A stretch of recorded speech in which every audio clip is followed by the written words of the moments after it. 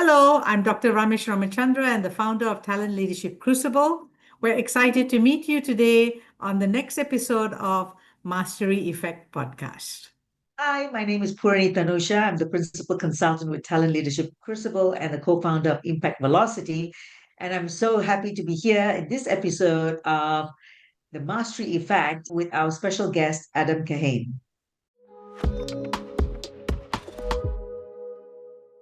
Adam, welcome to Mastery Effect podcast. We created this podcast to support people to understand what personal mastery is about, as well as to create interest for the upcoming Society for Organizational Learning Forum, which is going to be held in September in Ho Chi Minh City. And we thought the best way to start is to have you introduce yourself. Okay, thank you. Well, I'm very excited about the forum and being with you in person, and I'm delighted to be on this podcast. So thank you very much for the invitation to both. Well, I'm Adam Kahane. I'm a Montrealer, Canadian. I'm a co-founder of a global social enterprise called Reos Partners, and Reos's work and my work for the past more than 30 years, helping people work together across their differences to make progress on their most important and intractable challenges. What I've been doing in many different places on many different subjects, but with the common theme, how do we work together, including with people we don't necessarily agree with or like or trust, in order to make progress on the things that matter.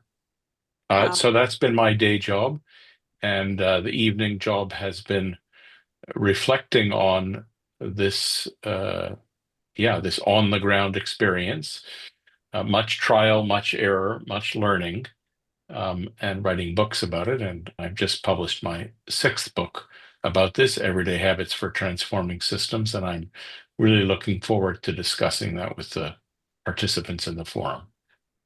So just asking you about personal mastery. What does it mean to you, and what's been your journey so far?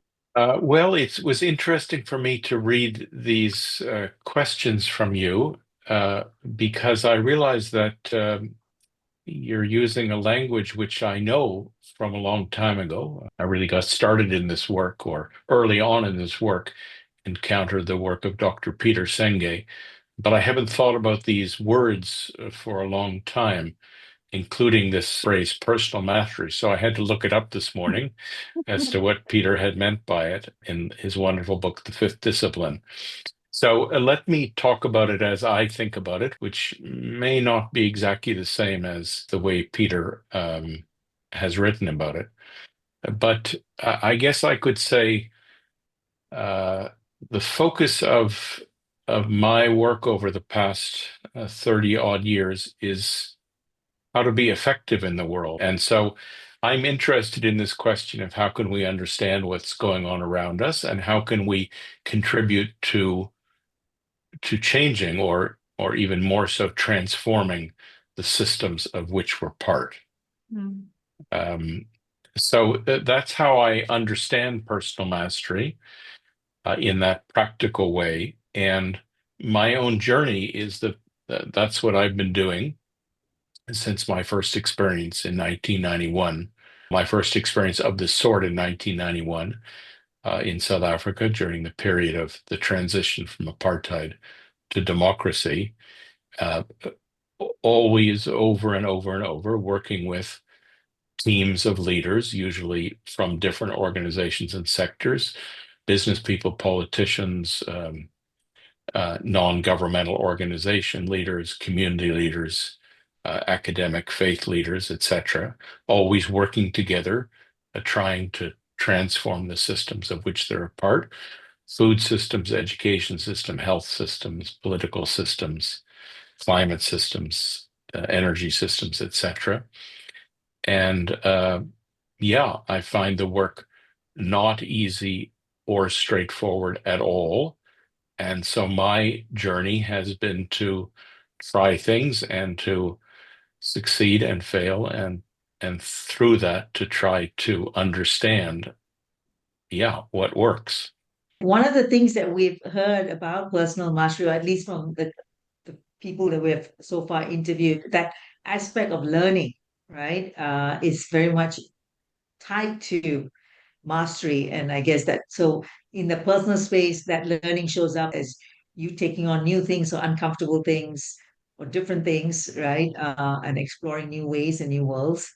Well, to put it sharply, I'm willing to try things out that I don't know whether they'll work, and I'm pretty disciplined about learning from what doesn't work and trying to say what happened here and what can I learn from it. Years ago, Otto Scharmer told me a story that it's an important historical anecdote that the great scientist Charles Darwin was famous for paying attention specifically to disconfirming data, to things that are not as he thought they were, and to using those things that weren't the way he expected them to be or didn't work the way he thought they did as the way to learn how things work. And so that's really been my attitude. And if you look at my books, they're just a recitation of one failure after another, and how gradually I've been able to understand better how to make a difference.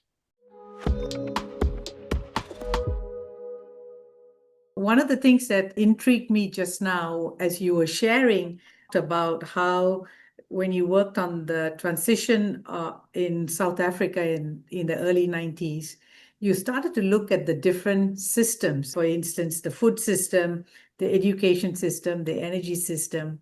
That would have been really a systematic way of looking at things and seeing how you can have the highest leverage for each of these pieces.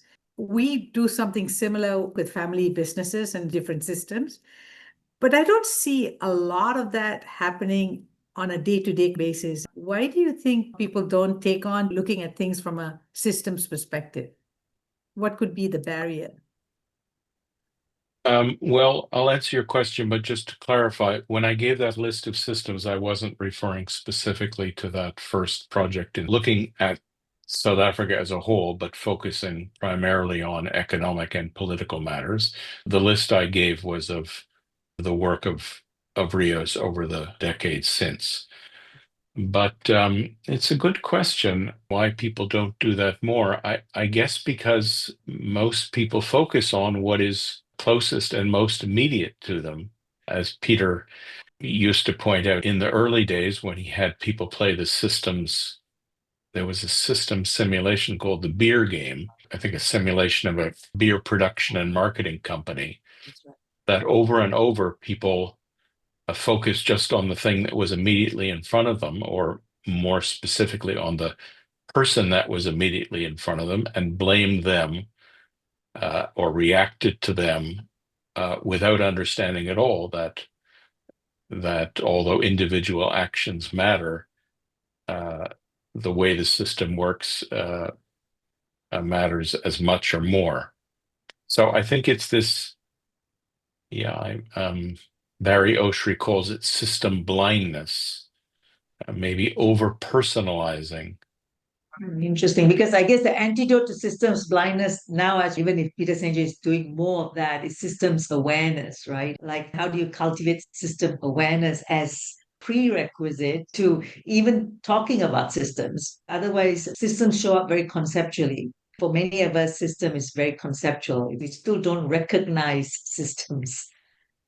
I've been saying the last few months that one of the gifts of the current difficult situation we're in the world, it's becoming more and more obvious that we're living in systems, whether it's climate systems or trade systems or political systems or security alliance systems, that these systems obviously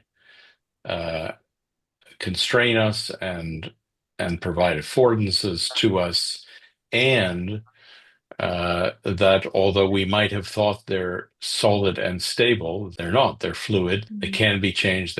They are being changed, in some cases peacefully, in some cases violently. I think that's a bit of the gift of the current environment, is it's so obvious that what's happening to us is not simply the result of what the person next to us is doing, but larger sets of actors and relationships and structures. Thank you for spending the time to engage in that discussion. Because if I really look back at my own journey, and this is what I asked Poorani as well, we started the transition into systems thinking and systems awareness about 10 years ago. But now it's come to a point where I can't imagine how it was before. And sometimes we struggle in trying to create that for people newly. We also wanted to ask you a little bit about the work that you did with scenario planning and your core framework that guides your work. It's in any of these consulting that you do or you have done in the last 30 years. How would you describe it? First of all, we made the decision early on in Reos Partners that we weren't going to try to have one single framework or one single theory, or for that matter, one single guru. So the work is a bit eclectic, but I think it's a version of what you have been describing, working with systems, to some extent organizational systems. Our specialty is cross-organizational systems, so sectors or societies. In particular, this idea or this approach that says that the way to understand systems and the way to transform them is to work with other actors who are located in different positions in the system and have different perspectives on the system. That's how we can affect change democratically and dialogically rather than force change, impose change unilaterally or violently. That's been the area of work. And then within that, of course, there's lots of tools. The tools for us are secondary to meeting that objective, but those tools include tools of systems thinking, like those that you know, scenario planning, which is simply telling multiple stories about how the system could evolve as a way of making better informed decisions about what we can do now. Approaches to leading across systems. I guess you could call it systems leadership, which is different from organizational leadership or team leadership. Right. And coming back to the first question you asked, what do all of those require of us individually? Not to say that the work is only individual. The work is almost by definition collective. Systems are not built or rebuilt by any one person. It's always a collective activity, but nonetheless, we each have to figure out what we can do and how we can contribute and what capacities we need to be able to contribute to that systemic work. So that's the domain of Reos's work, and we've focused especially on how to do that with high complexity, high conflict situations. I was going through your book, there was a statement that jumped out, something about the individual change and the collective change go hand in hand, right? It's kind of like they're reflective of each other. I'm not sure that's how you meant it, which I thought was very much matching what we are speaking about personal mastery too. Engaging in individual change that is then a match for what we are able to connect to and see out there in the world, the collective change that we want. It's some kind of yin yang complementarity, but I find this argument or this about personal or systemic to be almost silly. It doesn't make any sense to me. I don't think that it's true that if I change myself, the world will change. I know there's people who say that, but that's not my experience at all. And ultimately, that approach is, I guess the word is solipsistic, of navel gazing. And I also don't think the other is true, that we can work on systemic change without any change in ourselves. So to me, yeah, I guess you'd say two sides of the same coin.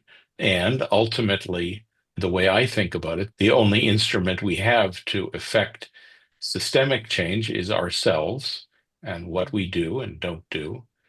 And so we become able to influence the world through shifting what we're thinking and doing. So it always struck me as a bit of a nonsensical differentiation. Yeah, because it's co-emerging. I mean, it's kind of happening at the same Yeah, time, right? So the yeah, other. co-emerging. That's a great, yeah, co-emerging. Could you take us through an example of a project that you did? The most dramatic example that I can think of, which is the one that I've described in first chapter or the Habit 1 chapter of the most recent book. A few years ago, I was working in Canada, my home country. After many years of working elsewhere, I was working on a project with indigenous people in the province of Manitoba, a project related to health care for indigenous people in Manitoba. And it was a group of indigenous leaders from across that sector, officials of health agencies and doctors and nurses and traditional leaders and others. When we got started, I was describing my global background, and one of the leaders said straight up to me in front of everybody, "I don't trust you." A man named George Moosewagon. Of course, I was shocked and a bit panicked, but I did understand within a few seconds what was going on, that this wasn't a personal thing. What he was saying was that we have, well, to put it in his words, as we discussed it later, we have a long history of people coming from outside uh, telling us what to do. That really hasn't worked out for us over the centuries, especially white Canadians telling us they think they know what we ought to do. And this is a very bad start to our workshop. And this was very helpful to me because I was indeed thinking of myself as somebody from outside who was an expert and a consultant and a facilitator who wasn't really involved much in this situation and therefore was looking at it from outside and above. But I guess the deeper meaning of what he was saying is you're not outside, Adam. You are, in fact, in as much as you are a white Canadian settler, to use the terminology in Canada, then you're not apart from the problem, you're part of the problem. Or you're, to say it in more neutral terms, you're part of the system, you're not outside the system. And this was very helpful. And I did understand pretty quickly what was happening. And we took a break and we discussed it in our facilitation team, which included a number of, well, it was mostly first indigenous facilitators. And we changed immediately and dramatically what we were doing to center indigenous leadership and way of working and facilitating, and I in particular took a much more of a backseat role. So this is an example of we're trying to make a difference in the system. In this case, the system that produces, or more accurately, doesn't produce healthcare for Indigenous people in the province of Manitoba. The system is showing up in the room. The roles are all there, or if you look carefully, you can see all the roles that are there. And we can only be effective at changing the system if we change what we're doing. And in that particular case, if I could change what I was doing, which I did, and it worked very well. So that's one example that I can think of. In some ways, you sort of mirrored the change, like Yes. for them to see that you were willing to set aside whatever frame that when you recognize you were also part of the system was a clear indication for them to see that they too can set aside something because now it was shifting. Yes, I suppose. But the most important thing was, if I wanted to simplify the dominant dynamic in the system of Indigenous people in Canada the last 100 or 200 years has been domination by by white authorities or experts or colonialists, however you want to call it. And so I was stepping out of that role, or I was abandoning that role, and that allowed something else to happen. Right. And in particular, this group of people to find their own way forward with some modest support by me and my colleagues, but without me The front. instructing them. Yeah. So I'm giving that as an example of the relationship between the system and the individual. In that case, we needed to change our relationship in order for the situation we were dealing with to be able to be transformed. Like you said, to some extent, in that particular example, it's lucky, or at least that George was willing to say what he said up front, right? Versus keeping silent and holding it, and whatever happened just before he said that might have allowed for that, right? Yeah. At least in my way of thinking about it, a testimony to his personal mastery. He could see that clearly, he could say it clearly, and say it in this is the most important thing, but say it, he wasn't angry, he was just stating a fact. And he stated, and because he said it with such clarity and calmness, I could hear it without defending myself and otherwise trying to shut it down. I can imagine in other circumstances I would have done.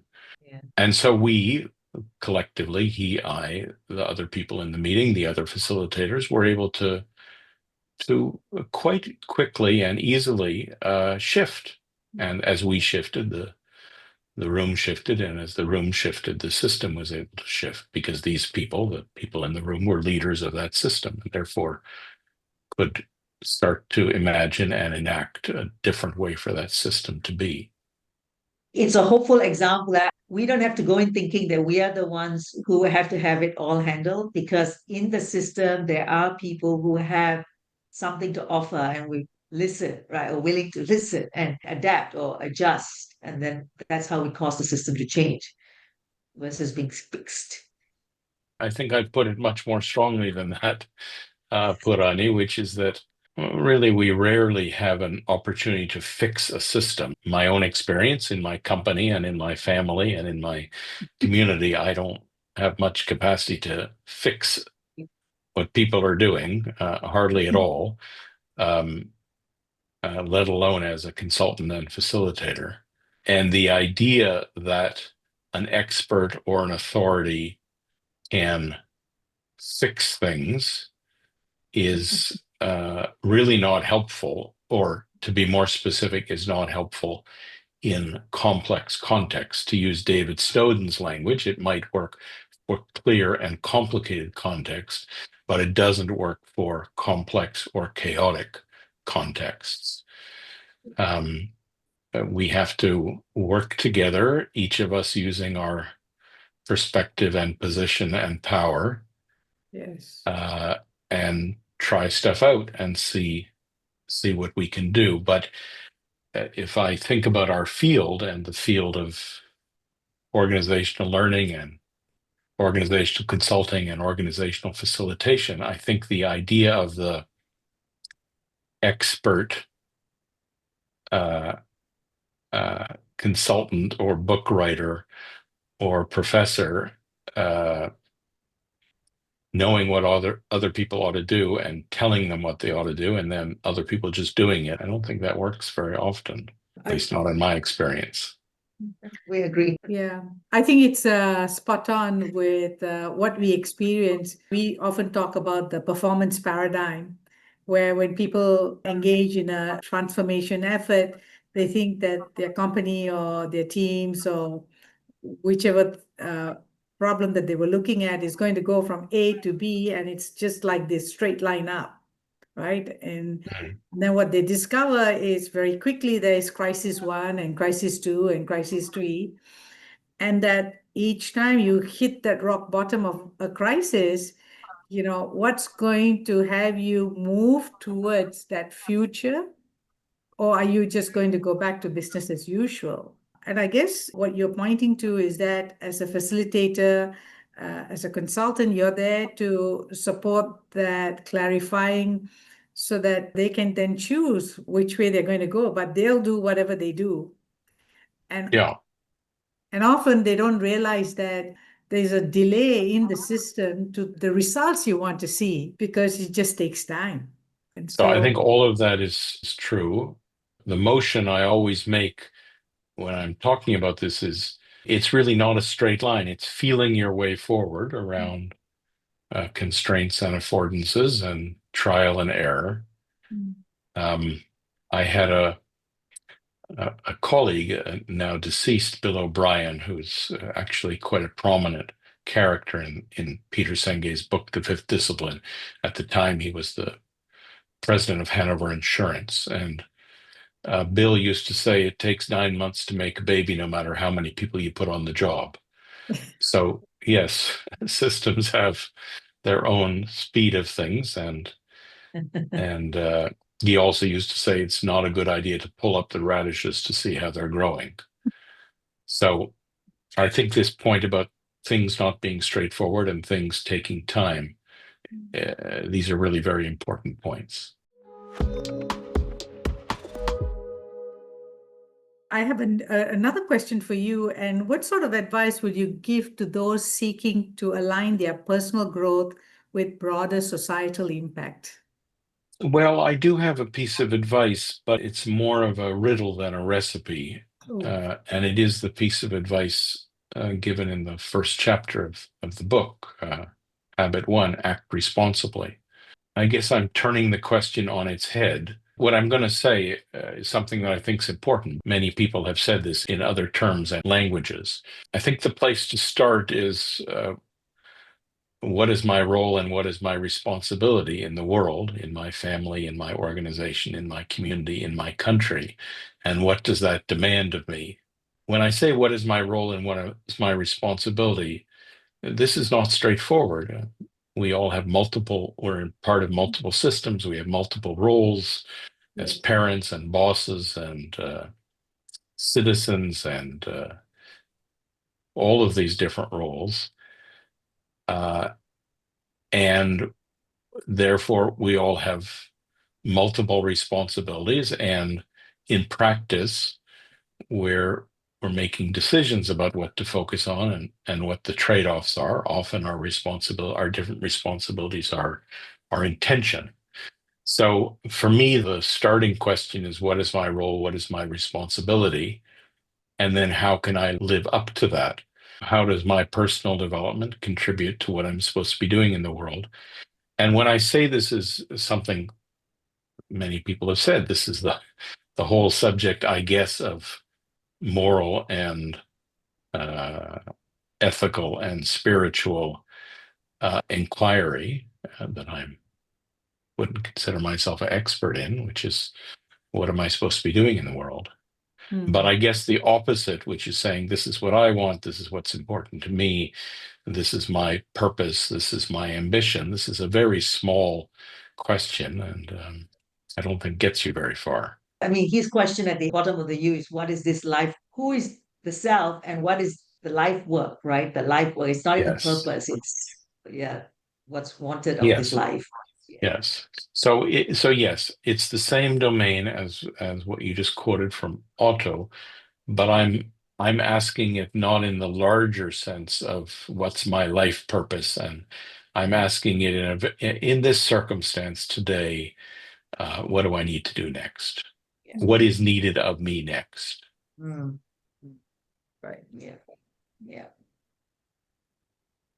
Yeah. The everyday choices, everyday actions.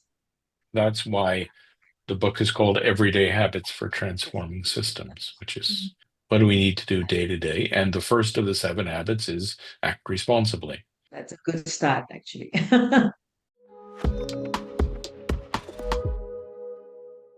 And what's your definition of collective consciousness? I read this in the notes you sent me, Dr. Ramesh, and I just wrote collective consciousness, ? I don't even know what it means. What does it mean? Look at systems and how people are interrelated, interconnected. If you get that you're one with humanity and there's no separation, the silos gets reduced, and maybe, that is collective consciousness. I'm from Montreal, so it is a rule that I have to quote Leonard Cohen at least once in every conversation. And he has a song where he says, although all may be one in the higher I, down here where we live it is two. I've written at great length many times, I would say quite inadequately, including in Habit 2 of this new book, that there's three things that are all true, and you've mentioned one of them. And so I'm pretty fierce that we need to use all three lenses, not just one. So one lens is we're part of a larger whole. This is true, and that's what he means by all may be one in the higher I.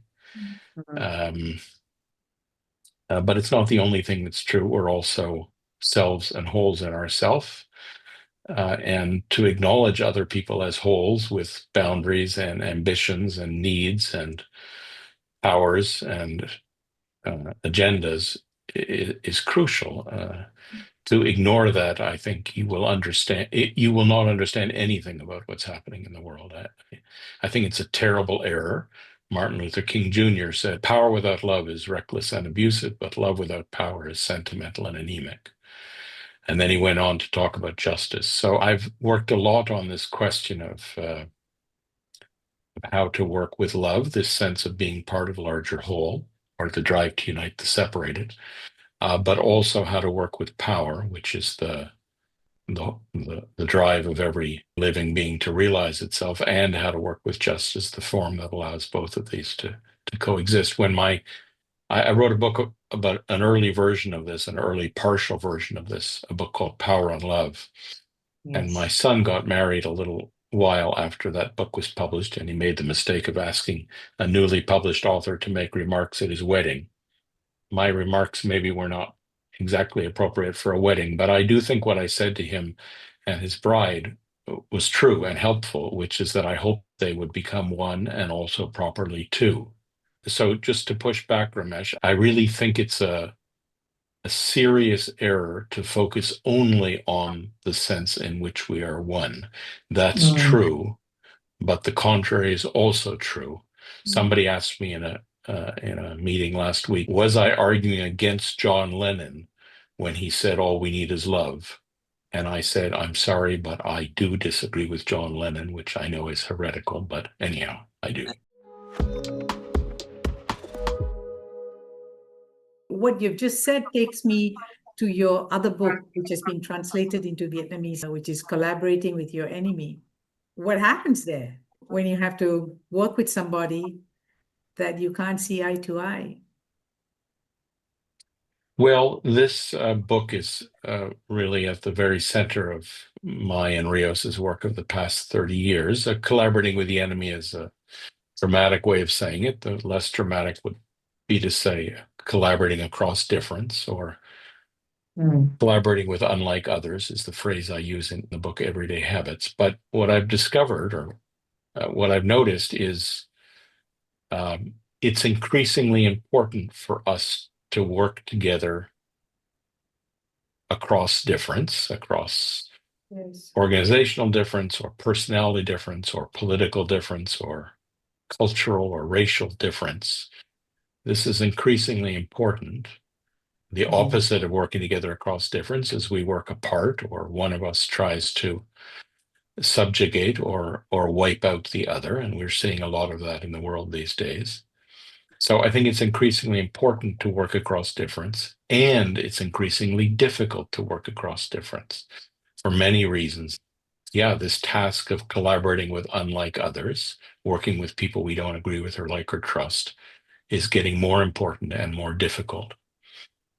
And so that book, and I've just spent the better part of the last year rewriting it completely. There'll be a new edition in November of this year, almost completely new. But it says we may not want to work with people we don't agree with or like or trust, or who we believe to be our enemies. And I'm not saying you have to. You may be able to work around them or against them. I'm not arguing that's wrong, but if you want to work with them, then a particular approach is required. And the best way I could summarize the particular approach that's required is that I think what's required is to lower the bar. That we sometimes think that if we're to work with others, we need to agree on what's the problem, what's the solution, what's the plan, what are the principles, what are the values. And it would be lovely to reach agreement on these things, but I think it's usually not necessary. This is the surprise. And if we insist on doing that, then we will fail. We make something collaborating across different difficult. And if we impose those restrictions or assumptions or conditions, then we make it impossible. I'm arguing in that book, and less pointed way in the book, Everyday Habits, that what's required is, a willingness to tolerate, difference and disagreement and conflict. Yeah. So it doesn't all have to be smooth, right? You have to tolerate the quirks or the things that don't quite, I guess, yeah, because one word that I think was often prized today is the word alignment, right? That is another nice way to say that, everyone's got to agree. We say it's not agreement, but ultimately that's what we're saying. Yeah, it's a tricky. Yes, and it's I'm very arguing tricky. the opposite. I'm arguing that it is often impossible and usually unnecessary. And if we take that too far, the result will be authoritarian imposition. I'm not a political philosopher, but I do like the work of Isaiah Berlin, who wrote very eloquently on the danger of insisting on agreement on values. He said it's not possible, and the result is violence. And he used to quote Immanuel Kant, who said, "Out of the crooked timber of humanity, no straight thing is ever made." So the desire to make things harmonious and aligned and agreed is, I think, fruitless and extremely dangerous. That's also part of the struggle that we have in our work. Typically, when somebody says, well, this is not what I want to have a different set of value, or I prefer to do it this way, then it seems that the only option is that person leaves the organization. What is the practice, or what will allow the management or the leadership to hold for those differences? What might be called fundamental differences in how we work together? Well, I've changed my view of that in rewriting Collaborating with the Enemy, and I realize there's two ways to deal with this, not one. And so this is actually required a big change in the structure of the book and certainly the argument of the book. I think one way is to insist, using your example, that all the members of the organization subordinate their individual agendas to the agenda of the organization. In other words, leave your own agendas at the door. If you don't like this, then find another job. And that can work.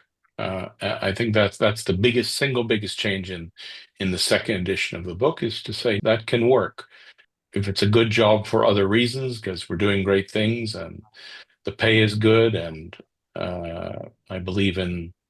I'm interested in what we're doing, then I will, and I'm deliberately using this word, subordinate myself to the organization and more directly to the boss. So that's the classical answer, and I don't think it's wrong. That's the change in the book. That's what I call conventional collaboration.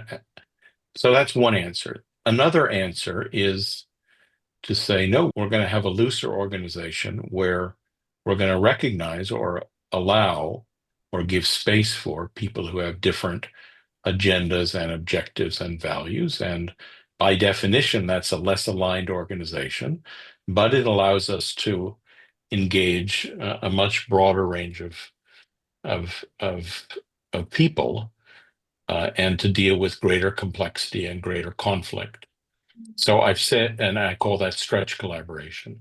So the conventional collaboration works in situations which are or can be made to be low in complexity and low in conflict, but in situations that are not and cannot be made to be low in complexity and low in conflict, in other words, that are high in complexity and or high in conflict, then if we're going to work together, stretch collaboration is required.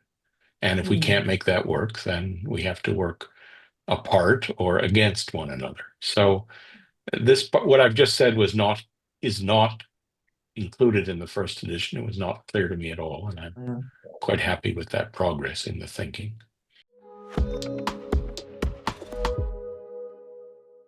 Well, then maybe that is a good segue to the next question. What's one belief that you've held, right, around how your approach to work or personal mastery that's changed in the last decades? Many, and as I said, every one of my books starts, I thought I understood, and then I realized I didn't. So I do that a lot.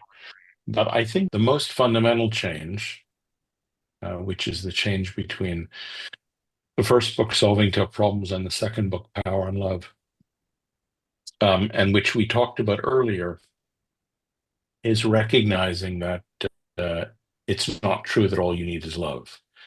That it's not true that connecting and engaging and dialoguing and being one is the only important thing.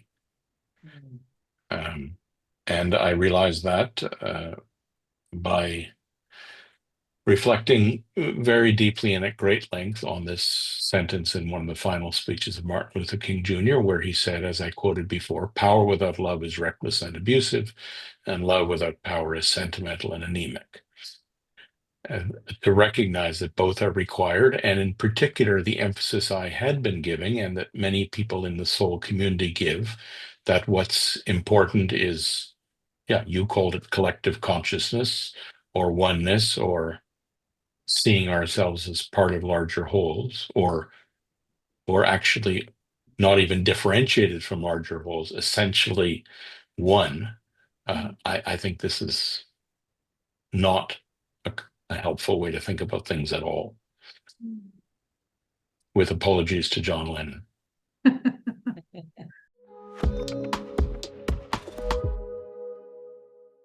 One last question. I'm going to ask that one. So, what's the one thing about your daily life that will surprise people? What's the one thing that you do, like a routine that will surprise people? I think people would be surprised how much I enjoy watching television. Wonderful. Well, thank you so much, Adam. It was enjoyable to get the pushbacks and to get us thinking too about some of what we hold is very transparent to us, but we really enjoyed having this conversation with you. And we look forward to Good. more such conversations when you're in Vietnam.